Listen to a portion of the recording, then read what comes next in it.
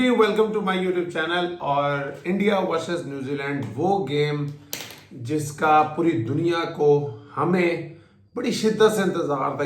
India Dubai cricket stadium में through out the tournament जिस तरह का स्क्वाड उन्होंने पिक किया हुआ था, दे वर लुकिंग वेरी डोमिनेट। तो सब जो क्रिकेट एक्सपर्ट थे और जो भी क्रिकेट पंडित थे, वो जो भी क्रिकेट के बारे में बात कर रहे थे, उनको हमेशा ये लगता था कि जो ये न्यूजीलैंड की बैलेंस्ड टीम है, ये जब जाएगी ना दुबई, तो देन ये एक टीम है जो इंडिया को टफ टाइम दे सकती है। बिकॉज इनके पास वो सब हथियार मौजूद थे जो कि इंडिया को दुबई में, क्योंकि इंडिया ने दुबई में उन कंडीशंस के हिसाब से भाई साहब बहुत तगड़ा अपना स्क्वाड बनाया हुआ है। और क्रेडिट इसमें जाता है रोहित शर्मा और सेलेक्टर जो मिलकर बैठे, और जो लास्ट मिनट में इन लोगों ने तब्दीलियां की ना स्क्वाड में, वो आज पे ऑफ हुई हैं। हम लोग बोलते रहे रिजवान, मोहम्मद रिजवान पाकिस्तानी कैप्टन, आकिब जावेद, पीसीबी को, मैं नहीं तकरीबन पूरा पाकिस्तान, बच्चे बच्चे को पता था, स्कूल में पढ़ने वाले बच्चों को भी पता था कि भाई ये जो स्क्वाड हमने पिक किया ये बैलेंस नहीं है। बोलते रहे कि भाई 11 तारीख से पहले एक ओपनिंग बैट्समैन डाल लो, एक एक्स्ट्रा स्पिनर डाल लो, मगर उन्होंने जिद नहीं छोड़ी और उसका रिजल्ट फिर भुगता। कोई मैच भी चैंपियंस ट्रॉफी में पाकिस्तान नहीं जीत सका। On the other hand India ने उस बैट्समैन को निकाला भाई चैंपियंस ट्रॉफी से एक दिन पहले,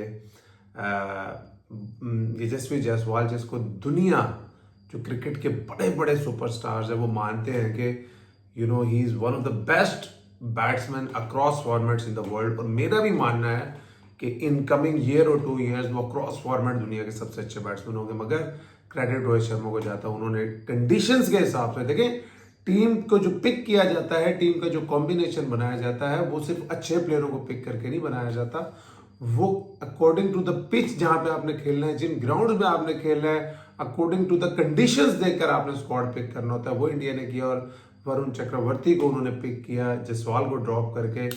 और जो मिस्ट्री है ना जिसको सॉल्व करने की कोशिश न्यूजीलैंड करता गया, वो मिस्ट्री इंडिया ने ऐसे नहीं फेंकी हर मैच में। वरुण चक्रवर्ती कुड इजिली इस पिच पे इंडिया 4 स्पिनर्स के साथ थ्रू आउट द टूर्नामेंट खेल सकता था, लेकिन जो इंडिया की प्लानिंग है कि वो ऑपोजिशन को देखकर, पिच की कंडीशंस देखकर, जिस तरह ये दुबई की पिचेस यूज होती रहेंगी, उस तरह ये स्पिनर्स को ज्यादा सपोर्ट करती रहेंगी। आज टॉस जीता न्यूजीलैंड और टॉस जीतकर बैटिंग की दावत दी इंडिया को। और मेरा हमेशा मानना होता है कि अगर इंडिया के आप टॉप 3 को जल्दी आउट कर लेते हो तो आप हमेशा इंडिया पे डोमिनेट कर सकते हो। और आज ऐसा ही हुआ, 15 या 16 रन बनाकर आउट हुए रोहित शर्मा, चुम्बन गिल भी आते आउट हो गए। विराट कोहली का जो भाई साहब कैच किया फिलिप्स ने, एक होता है ना, आप स्टेडियम आते हैं, किसी विराट कोहली की बैटिंग देखने आते हैं, आप रोहित शर्मा की बैटिंग देखने आते हैं, कभी fastest bowler in the world bowling कर रहा हो, आपका दिल करता है मैं टिकट भरूं और जाकर मैच देखूं।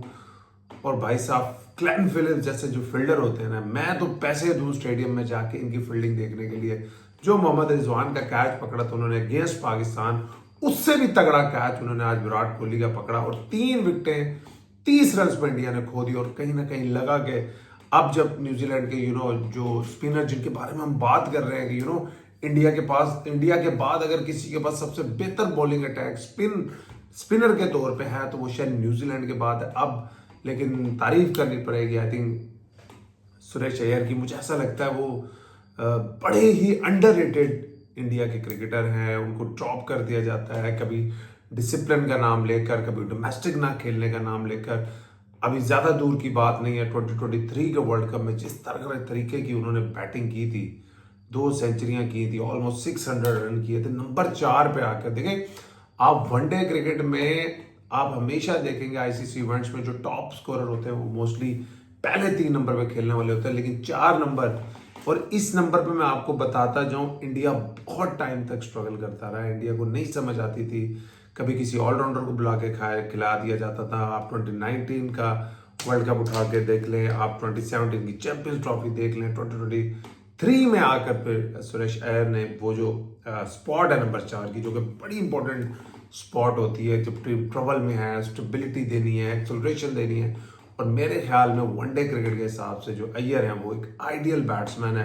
पहले हम लोग उनके बारे में सोचते थे कि वो आते हैं बट एग्रेसिव खेलते हैं, लेकिन जिस रिस्पॉन्सिबिलिटी से खेले वो आज, और तारीफ बनती है भाई अक्षर पटेल की। मैं तो आप यकीन करें इस क्रिकेटर का बहुत ही बड़ा फैन हो गया, और स्पेशली इस चैंपियंस ट्रॉफी में जिस तरह की बॉलिंग, बैटिंग, फील्डिंग, मैं हमेशा मानना होता है कि अक्षर पटेल एक बड़ा खूबसूरत बैलेंस इंडिया की टीम को देते हैं। कभी नंबर 5 पे आ जाते हैं, कभी नंबर 6 पे आ जाते हैं, कभी 7 पे खेलते हैं। लेफ्ट हैंड का अगर कॉम्बिनेशन इंडिया को चाहिए होता है तो ऊपर आ जाते हैं, नीचे आते हैं तो तेज खेलते हैं, ऊपर आते हैं तो इनिंग्स को बिल्ड करते हैं और बड़े इंपॉर्टेंट 40-50 रन हर दूसरे मैच में करते हैं। और आज जो पार्टनरशिप उन्होंने ईयर के साथ लगाई और उसको क्या खूबसूरत फिनिश किया हार्दिक पांड्या ने। मैं इसलिए एक बात करता हूँ कि going forward in one day cricket जो इंडिया ने ये कॉम्बिनेशन बनाया है, दुनिया को इसकी तरफ देखना पड़ेगा। अब ना तो भाई जेन्युइन 5 बॉलरों के साथ आप वनडे क्रिकेट खेल सकते हो, क्योंकि जितने लंबे अब वनडे क्रिकेट में स्कोर होते हैं, आपके पास जो 6 बैट्समैन हैं they might not be enough, वो इनफ नहीं होंगे। लेकिन अगर आप जेन्युइन 4 बॉलरों के साथ जाओगे तो जो आपका एक बॉलर है, जो गलती इंग्लैंड ने की, जो गलती पाकिस्तान ने की, आप उस तरह एक्सपोज हो गए, आप मिडल ओवर्स में आपके विकेट टेकिंग ऑप्शन नहीं होंगे। अब भाईजान आपको इस तरह के तगड़े जो 2-3 पहले बात करते थे ना कि यार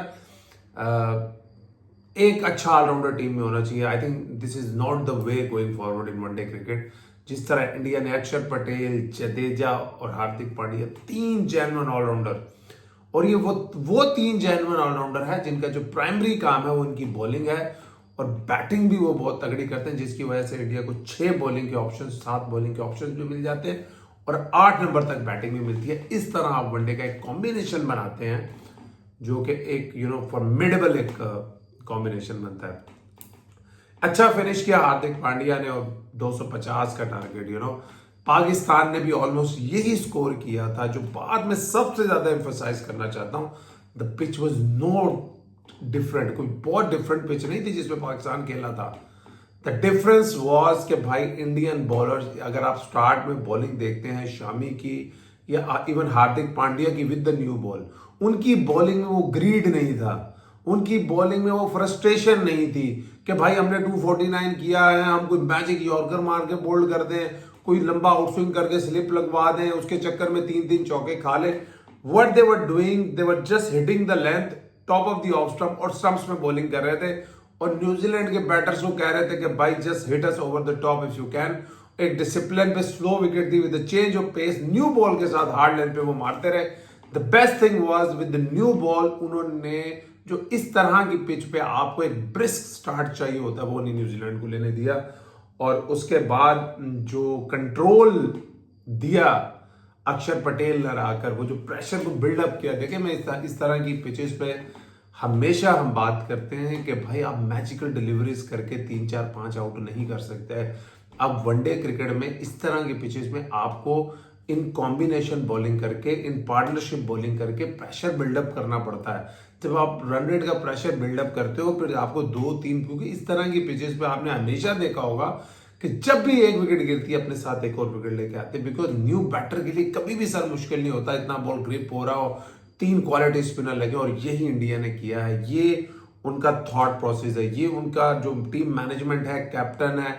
इसलिए मैं बात करता हूँ हमेशा कि पाकिस्तान की क्रिकेट को एक अशद जरूरत है, कोई रोहित शर्मा जैसा कोई कैप्टन हो, कोई एक्सपीरियंस। मुझे एक बात समझ नहीं आती कि हमारे सीनियर प्लेयर्स कहीं ना कहीं वो क्यों इतने इनसिक्योर होते हैं काफ़ी चीज़ों को लेकर, जो हमें रोहित शर्मा में नज़र नहीं आती, केन विलियमसन में नज़र नहीं आती थी, बहुत बट जितने भी बड़े प्लेयर हैं, ये इनसिक्योरिटी नहीं होनी चाहिए। और मेरा हमेशा मानना था कि हमारे पाकिस्तान की क्रिकेट में बाबर आजम एक इस तरह का प्लेयर था जो बिल्कुल इनसिक्योर था, और उसके बाद बहुत अच्छी अपॉर्चुनिटी थी कि वो बहुत अच्छा कैप्टन बन सकता था और बहुत अच्छे डिसीजन पाकिस्तान क्रिकेट के लिए ले सकता था। एनीवे, केन विलियमसन एक एंड से खड़े रहे, और क्रेडिट आपको देना पड़ेगा वरुण चक्रवर्ती को जो अपना सिर्फ सेकंड ओडीआई खेल रहे थे। और मैं फिर ये बात करूंगा जो आकिब जावेद साहब ने एक प्रेस कॉन्फ्रेंस की और उसमें कहा जी जो एक्सपीरियंस का डिफरेंस है। मैं आकिब भाई से एक बात पूछना चाहूंगा कि आकिब भाई 92 में पाकिस्तान की इंजमाम के पास कितना एक्सपीरियंस था? जितने प्लेयर हमारे 6-7 प्लेयर का मैं नाम ले सकता हूं जिनके 10, 15, 20 मैचेस थे। आज वरुण चक्रवर्ती जो कि आईसीसी चैंपियंस ट्रॉफी के one of the most important match में against New Zealand, probably one of the favourites in the Champions Trophy खेल रहा था, वो कितने में ओडीआई खेला था इससे पहले? It was only his second ODI. 2017 में पाकिस्तान जब चैंपियंस ट्रॉफी खेला था, पाकिस्तान के जो की परफॉर्मर थे in the final, Shadab Khan, उसके पास कितना तजर्बा था, फखर जमान के पास कितना तजर्बा था।